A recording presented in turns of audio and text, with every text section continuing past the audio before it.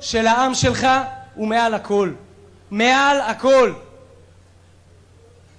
ומיד אחרי זה הפסוק הבא, ויסעו ויהי חיטת אלוהים על הערים אשר סביבותיהם. מה הפחיד את העמים מסביב? שלא העיזו להתקרב לעם ישראל יותר. מה ששמעון ולוי עשו לשכם. עם ישראל בשמחת תורה קיבל מכה, קיבל מכה כואבת, פגעו בכבוד של העם שלנו. גדוד 9208 נכנס לבית חנון ועשה בבית חנון את מה ששמעון ולוי עשו בעיר שכם. אבל המשימה לא נגמרה, לא נגמרה המשימה. יש לנו עוד עזה שלמה לעשות לה כמו בית חנון.